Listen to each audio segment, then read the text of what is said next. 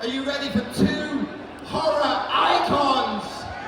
Absolute legends, please give it up for Mr. James Jude Courtney!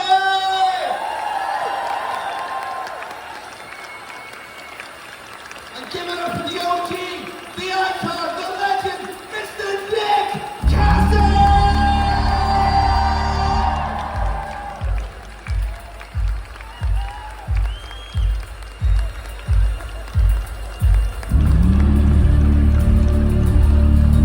Let's just take a minute and drink it in.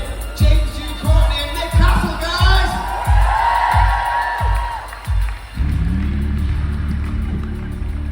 Hello. Hello. How are we doing, fellas? Are we okay? Hey, wonderful. So glad to be here. We love Manchester, guys. Love Manchester. How about you, Nick? You doing okay? It's pretty good. It's- No, I love it too. We've been escorted around by his lovely companion who went to school here. So we had a first-hand guide. And the roots grow deep because her father's family they're Mancunians. So Manchester runs deep in our family, guys. And they're proper man. They're here, aren't they? I believe. Yeah, they're here. They're here. Yeah. Give it up! Give it up for the Mancunians over here. So I'm from Liverpool, so that means nothing to me. You enjoy the UK? How do you find the UK fan base? Oh, UK fan base is awesome. You guys are so beautiful. And you're polite. Americans are not polite. You guys are polite. How is it an American college to sign this? Just throw the money at you. Yeah, right. And we're here primarily to talk about Halloween, Halloween Kills, Halloween Ends, because you guys are the definitive Michael Myers, really the original and the modern day classic. A pink pimple. We refer to it as the Alpha and the Omega. I like that. I like that. So obviously you originated the character and you put the stamp on it and finished it. And obviously there's been a lot of people in between. What is it you think that keeps bringing people back to Michael Myers and makes people want to see that character on the screen? Well, I have to say, I think it starts with who created it. You know, John Carpenter and Deborah Hill, the mastery of what they created, and then what this man so intuitively did. So truly, in my portrayal of this character, I'm standing on the shoulder of a giant. So it made my job so much easier because Nick so intuitively created the character that you all know and love right now. But it really started with John Carpenter and Deborah Hill. And you were there on the set of the first movie playing Michael. How much of the role did John let you do yourself? How much was on the page? Was it a combination of both? Yeah, it was you kind of just gave me the mask and said, walk here, walk there, tilt your head. So the head tilt was from John? No, that was from John, yes it was. It's, so like Jim is implying, it was whatever instinctually made me decide how to walk and move. I guess from years of studying horror film. No, it was just on the day. Just on the day. On the day. I figured This guy. I like that. Just wing it, just fine.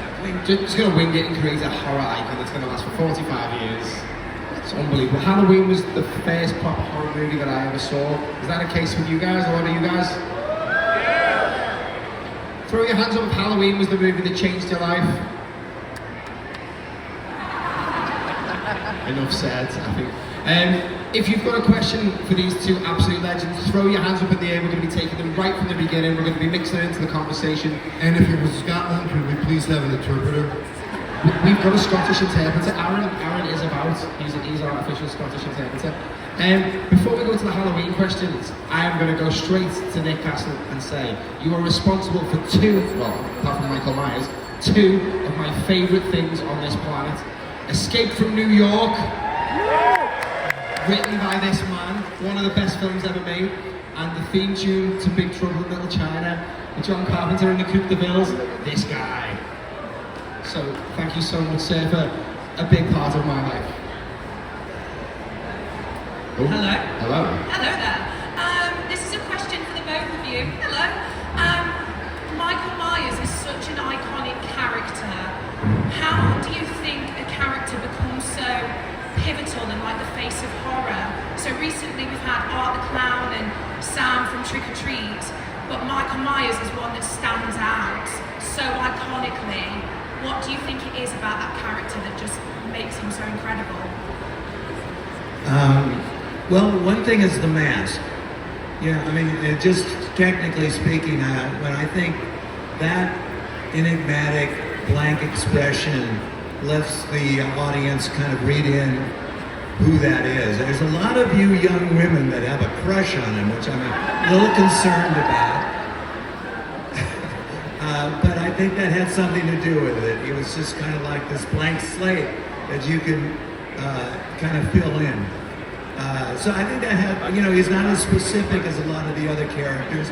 I mean, I guess you could say that of Jason too, but that human-looking oddball blankness, I think, was very clever. And of course, we all know how that came about. Tommy Lee Wallace, the production designer, went to a toy store, grabbed a William Shatner mask, and doctored it up, and that's what we got. And I think to add to that, who hasn't had a dream where you're running and you can't get away? You just feel that thing drawing you from behind. So the concept of an evil entity who can walk faster than you can run, you just can't get away. And so I think it takes us back to the id and the subconscious. So deep inside of us, we all have this preternatural fear of being in a place that we can't control, that we can't defend ourselves in, and we can't get away. So I think that the genius of what John Carpenter created, what Nick so naturally fell into, because when I was called to do this, to play this character, there's a great old character actor named Ted Knight who gave me an incredible gift. He told me, if you want to be a good actor, learn to emulate the bartender, emulate the guy walking down the street, emulate your mom or your dad, but don't try to talk like them or move like them. Just reach inside their soul and grab their soul. If you grab their soul, you will naturally do what they do. So I watched the 1978 version one time, and there's a scene where Nick is walking camera left to camera right in the backyard, and I went, I got it. I reached inside what Nick had created, what John Carpenter and Deborah Hill so brilliantly had brought into existence, and I captured what Nick created. And that thing that Nick did so naturally is the essence of what I was afraid of in my own dreams. It's a deep answer. Like yours, just walk. It's fine. You wanted an answer, so there you got an answer. But so many people are going to want questions. There's one more over there. Hello. Hi, obviously both of you made You hold the microphone up a little bit higher. I'm so sorry. So, Nick, you started all of this Michael Myers, and then St. James, you ended it. With both of you playing completely different eras of Michael Myers, how did your experiences differ from that each other? Well, you got to imagine, for me, there was no Halloween movie when we started. There was no franchise. There was no sense of it being this amazing success. So all it was a little movie that John was doing, my good friend from film school. And so it was a lark. It was like doing a film project with a bigger camera. So it was kind of offhanded. For someone like James, or even some of the other guys that did it afterwards, it's a totally different experience because you have the weight of the franchise now and the weight of the success of the movie. So it's a different ball of wax. Well, I think for me, my father was Special Forces, and my brothers and I sort of learned his mentality that once you're given a mission, once you have a focus, you commit 100% to that focus and nothing else exists. You wear blinders. So truly, when I said standing on the shoulder of a giant, standing on Nick's shoulders gave me this immense gift in the heritage of Halloween, that especially in 1978, because I was informed immediately that none of the other movies matter. In our universe, it goes 1978, 2018, Halloween Kills, Halloween Ends.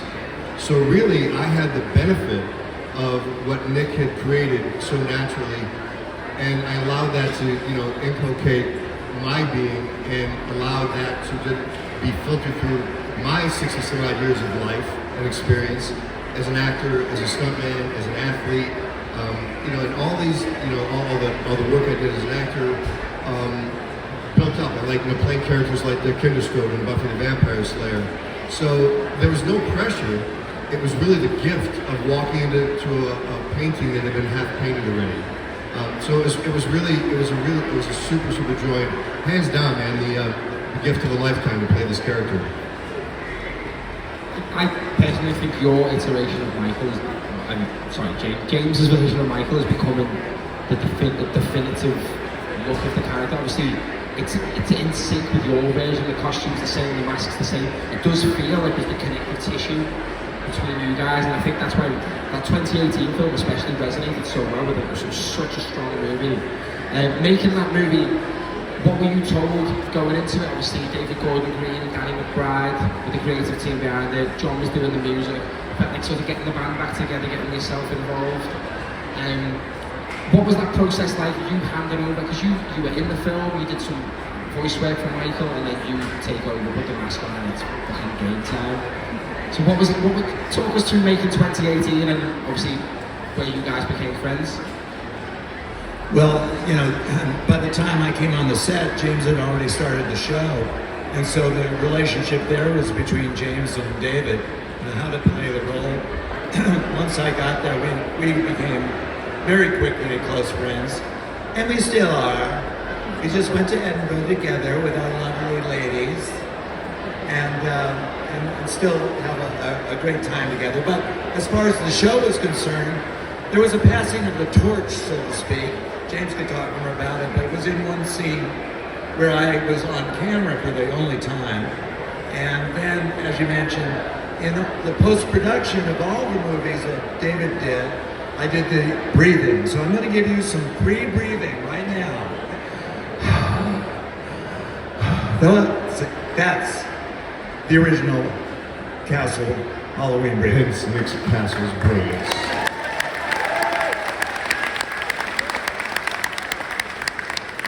Yeah, so I think it was about 3 weeks in when Nick showed up. David didn't really direct me character-wise. I showed up prepared. That's our job, right? Our job is to show up prepared. And I think the movie industry is really unique this way. It's one of the very few industries where you can hire 130 or 180 people and everybody shows up knowing how to do their job. There's no training that happens on the day, on the set. So I show up prepared.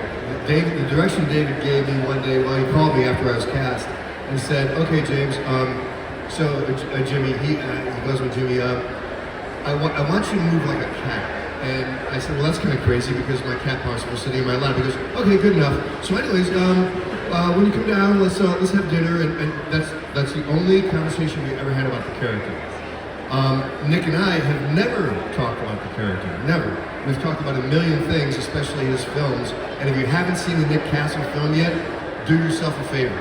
He's made some of the most beautiful films ever made in our history, so please do a Nick Castle retrospective at some point. I'm going to jump in a little second. Correct me if I'm wrong, Nick. You've directed so many different films. You made Dennis. Yes, Dennis the Menace. Everyone remembers Dennis the Menace from the 90s, Mr. Wilson. Nick Castle directed Walter Matthau as Mr. Wilson. James Jude Courtney's correct. This guy is a true artist. My favorite film of Nick, well, I have two. Actually, my favorite film that Nick made is called Tap. And if anybody loves dance, especially tap dancing and the iconic, please do yourself a favor and see that film. So when Nick got there, we didn't know how we were going to share the screen, or what we were hoping, both of us, is that we were going to have a passing of the torch. And sure enough, David set it up so that when Laurie Strode is driving up in front of the house and you see the shape up in the window, that's Nick. So when she shoots the weapon and you see the shape's face mask in the mirror, that's me. And the fun part was the weapon, the rifle was about 2 feet behind me and a foot over, and they shot the projectile right past my head into the mirror. And Nick was going, "Well, I'm glad you did it to you because I wasn't going to do that shit." So we had the proverbial passing of the torch, and it really was a very, very special moment. And so that whole thing, we leave everything else to conjecture what that means to the fans. I think it's a perfect one. I think you guys are my two favourite Michaels. No disrespect to anyone else. I love them all. The OG, the new guy. It's the Alpha and the Omega. I love it. And you've probably done more Halloween films than anyone else. That's correct. Yeah, I'm the only one who's done 3. You've done 3 and more screen time than anyone else, I suppose. Tyler Main did 2. I can't remember. Yeah, but like, it's Rob Zombies, that doesn't count. This is, and no disrespect to Rob, no. Don't cause beef with me and Tyler Main, he'll stamp my head in. He's a big dude. No, like, for me, it's the Carpenter, the original, and then the new ones. The response to David Gordon Green's trilogy has been mixed in terms of what it means for the character. The actual films themselves, I think, are fantastic. I think the performances are great. I love the way the story went, and I love that it was definitive and it had closure. Did he have a plan going into the beginning? Were you aware of the plan? And how did that affect your performance? Well, let me put it this way, because the controversial film is Halloween Ends, right? Oftentimes on set, David Gordon Green would wear a Season of the Witch t-shirt. He knew exactly what he's doing. And so the Halloween Ends being controversial is what David Gordon Green intended. He intended for it to be what Season of the Witch is now. It wasn't well received by some in its day, and now it's become a cult classic. And David knows that as time goes by, Halloween Ends is going to become a cult classic. I'm often asked, how I feel about Halloween Ends. I played football, American football, and in team sports, in football, for instance, the number one thing an athlete does is buy into the coach's program. You've got to buy into the coach's program. If you can't buy into this program, get off the field, go find another coach, go find another team. And I think it's with every team sport. It's a team sport making a movie. My job is to buy into the coach's program, to buy into David's program, and to give that everything I had. Do I want to be in every scene? Heck yeah. Do I want to play every play as an athlete? Heck yeah. But it was my job to fulfill David's vision, and I love David Gordon Green. I've worked with Ron Howard and Louis Mandoki and Francis Ford Coppola, like really amazing directors. David Gordon Green, hands down, is the best director I've ever worked with. And I'm hoping to work with this man, Nick Castle, one day, because then he'll be my favorite director to work with.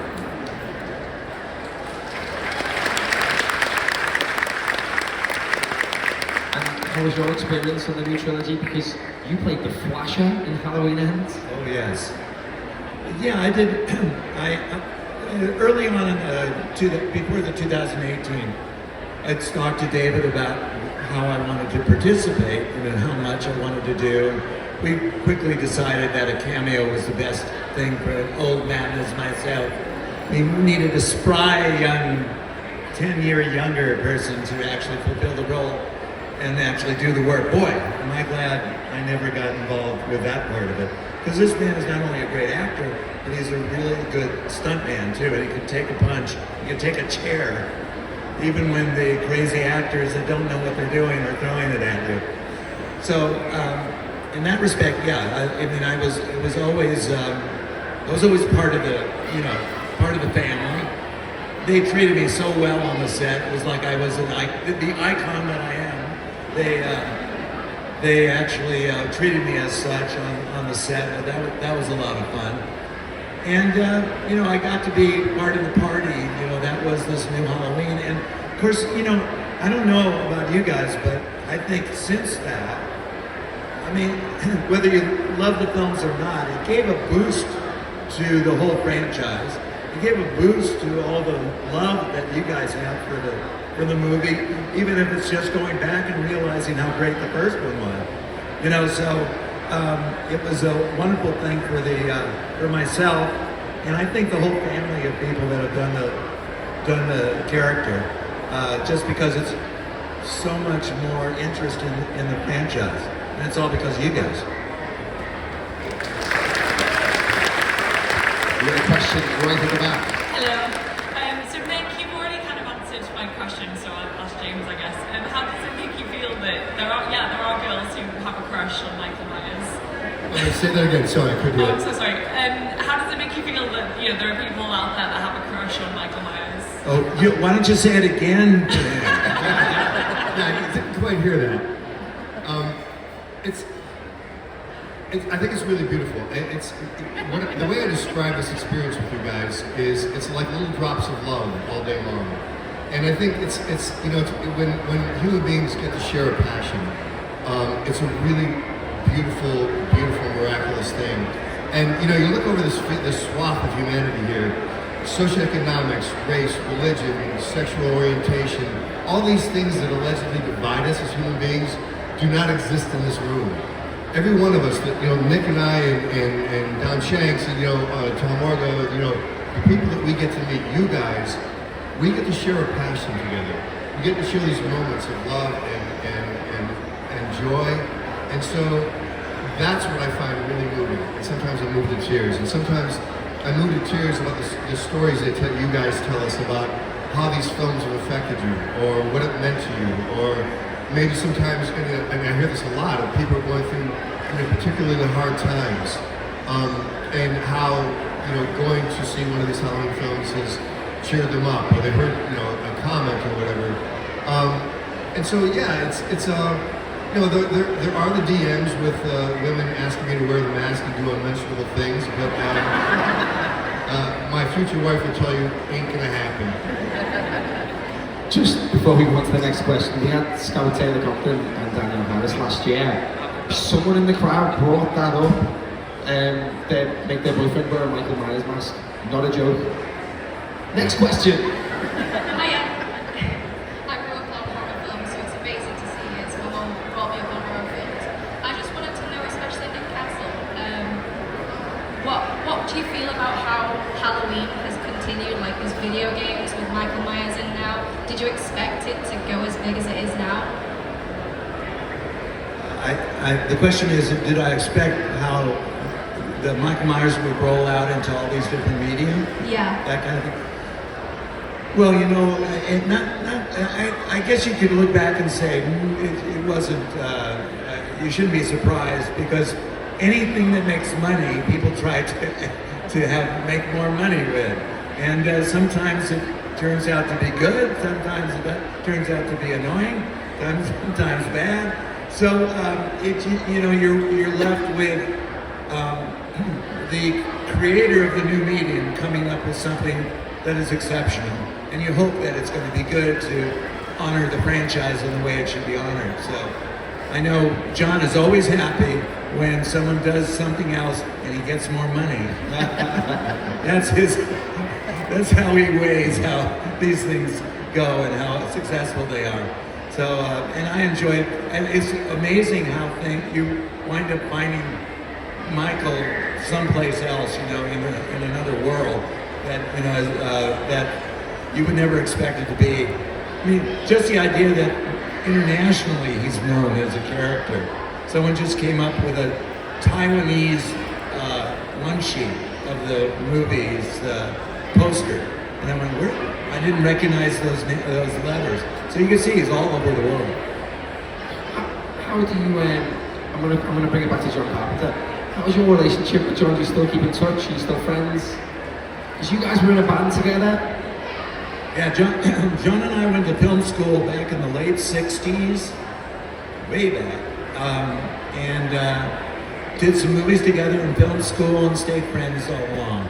So yeah, I just saw him about a month ago. Whenever I go, well, not whenever I go, because I've been going too many. That's a Freudian slip. So many conventions this year. When I come back with a whole stack of money, I called John and said, John, I owe you another free lunch. And we do. We go out to lunch, and he's always good for free lunch, believe me. If you call him up tomorrow, I'll pay for your lunch. He'll be there. Do you ever want to play music with him again? Because I know he tours occasionally. Would you want to play music with him again? Oh yeah, it'd be fun if my voice would ever come back. Somehow it's you hear it's graveling just from talking to you guys. I need a voice coach very quickly if we were ever to get together again. There was talk about one time about the Koop de Villes doing like a one-night concert, But now don't hold your breath. I'd have to max me credit cards to fly to wherever that is. The Big Trouble in Little China theme goes on in my house about once a week. I'll be in the kitchen, so, Big Trouble in Little China. Tim, we got any more questions? There we go. And John O'Keefe over there's got a question as well. Big Michael Myers fan. You can big dude there just posing, flexing. He's next. Hi, this is a question for both of you. I've not heard a mention of, well, one mention, but no questions about Jamie Lee Curtis. You know, what was that like working with her as a scene partner? Of course, kind of one of the original final girls. So, you know, what was it like to act with her? Well, that's interesting because, you know, Jamie and Jim really had a stronger and longer relationship because of the 3 movies, because of all the, you know, fisticuffs that they went through. So that was really special. For me, it was Jamie's first movie, you know, and she was just, you know, a young woman, a teenager, who was just really dedicated to doing the work well. Real sweetheart. And so it was like, you know, meeting a new friend on the set. And she didn't have, obviously, again, it's kind of like all the baggage of Jamie Lee Curtis coming on the set. When I saw her again in 2018, it was fun. I got on the set, and of course, this is 40 years later, you know, or so. And she saw me across the lot where we were shooting the movie, and saw me, and she just went, Castle! And we ran towards each other, gave ourselves a big hug, and she said, is this nuts or what? So that's the kind of relationship we had in the new movies. So, you know, obviously I walk in and knowing Jamie's, her filmography and the, you know, the body of tremendous work she's done, but not knowing her as a person. I characterize Jamie Lee Curtis as a poster child for an empowered woman. I was raised by a powerful woman. I have a deep appreciation for powerful women, and Jamie Lee Curtis is the epitome of a self-realized, you know, woman. She's self-deprecating, she's funny as hell, she's incredibly intelligent, she does not suffer fools gladly. And so, in the first one in 2018, she walked over and introduced herself, but then I stepped back. I stayed away from her because I didn't know her process as an actor. I didn't know, you know, think about it, I mean, she has a much more complex character to play in that she has these conflicting emotions going on. I mean, with my character, and then her alcoholism and her, you know, family problems and all these things she's dealing with. So I pretty much left her to her own devices. And then in the ending that we shot that didn't end up in 2018, we were going to do a big fight scene. And so finally, she was at the other end of the hair and makeup trailer, and she storms down to the end. She goes, okay, let's talk about this fucking fight scene. And we started talking about it, and so we did the fight. We started working out the fight scene. I don't pad up when I fight because I like to feel. Like if I'm getting hit in the ribs, or, you know, the only way I wear pads are my elbows and my knees. And if I'm getting hit in the back with a baseball bat, which I do often, I'll wear a spine pad, a very, very thin spine pad. But I want to feel it. Well, we were working out the fight scene, and the stunt coordinator wanted to pad her up. She absolutely refused.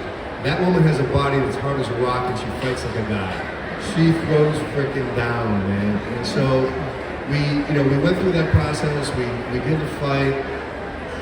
So then, you know, and Halloween Kills, I never saw her. And, you know, and so, you know, she called me up and we talked. And a 1 hour conversation with Jamie is like this: 55 minutes Jamie, 5 minutes me. And so then we get to Halloween Ends, and, you know, and by that time we know each other. We know each other well. So, you know, we sit down, have a cup of coffee together, we have a conversation together. And then it comes to the finale. And as we're getting ready to shoot the finale, I call her over and say, Jamie, let's talk about this. And she goes, yeah, let's go beat by beat. So we walk off to the side, and we start talking about each beat that we're going to go through in our final scene together. And as that happens, it actually gets wet now. We have tears rolling down our cheeks because we know these two characters are so deeply in love, and there's so much antipathy, and like there's so much pathology. And as we go through this process, you know, she's doing her own fighting. That's her head that I punched through the glass. You know, she was bruised from shoulder to knees. I was bruised from shoulders to knees. Because that was days and days and days of fighting. And at one point, I'm laying on the table, and they're putting prosthetics on my neck, resetting lights, so I had to lay and I couldn't move. I had to remain very still. So she walks up and she grabs my hand, closes her eyes, and for an hour we stood there and just held hands, just like two lovers would. And in the end, she and I have talked about this, as we're fighting through those final scenes, we were both feeling these amazingly intense emotions of love and hate, wanting to die, wanting to kill, and all the weird things that will happen with real human beings and real experience. So as a scene partner, Jamie and I talked about this. We both agreed that finale is the most rich and deep scene that she or I have ever done in a movie. And so I look back at this as like, how do you top that? How do you top that? And that woman,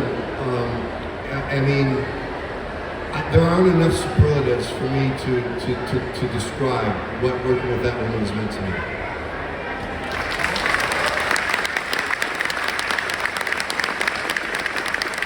We've got just a couple of minutes left, so this is going to be our last question. Question for Nick and James. Obviously, we've seen the news that Halloween will be coming back. I just wanted to know where you'd like to see it go next. Would you like to see Michael Myers come back straight away in a reboot or TV series with Dr. Loomis, or like a young Michael Myers TV series? Where would you both like to see it go from here? Well, I really don't have an opinion so much as I hope it lands with someone with a lot of creativity that has at least as much is as much of a fan in their love of the franchise as David had for his trilogy. So that's what you hope for, is that maybe not the way you would have done it, but you want someone that really respects the property and wants to make, well, whether it's TV or a great video game or another movie. Of course, I hope it lives in the world of movies again, because I just love that medium so much.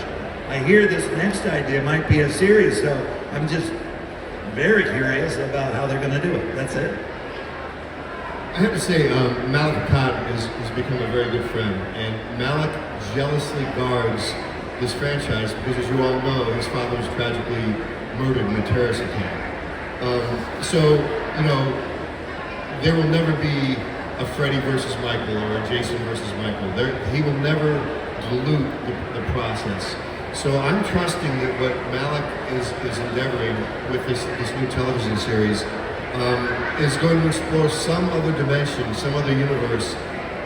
Ideally, like Nick said, in the vein of quality that will take us to a whole other place, give us a much deeper maybe understanding of the pathos of this character.